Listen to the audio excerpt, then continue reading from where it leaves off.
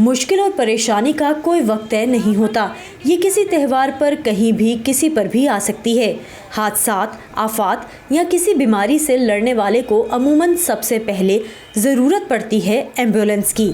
नवीद अहमद गुज़िश्ता 3 सालों से ईदी एम्बुलेंस सर्विस में ड्राइवर हैं। ये उनकी तीसरी ईद है जो अपनों से दूर लेकिन जज्बात से भरपूर है। ये काम उस खुशी से बढ़ के खुशी है, ये दिली सुकून है। वो क्या है, वो तो एक दिन की आधे घंटे की 1 घंटे की नमाज़ पढ़ के आए, आके बच्चों की ईदी विदी दी और सो गए, या खाना वाना खाया सो गए। इसके अलावा कोई काम नहीं है।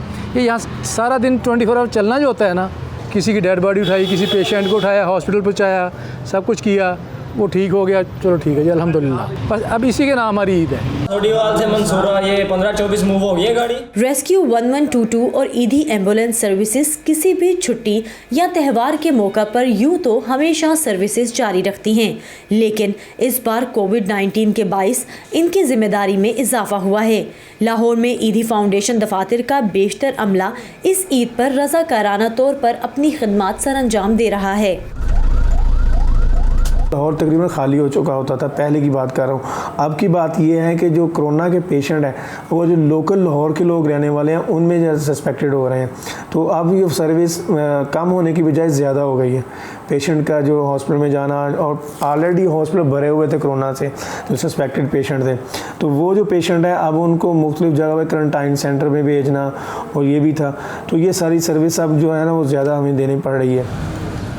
एम्बुलेंस ड्राइवर्स के साथ साथ इमरजेंसी सर्विस से जुड़े तमाम लोग ईद के दिन खिदमत सरअंजाम देकर दिली सुकून तो महसूस करते हैं, लेकिन ये काम किसी सूरत आसान नहीं।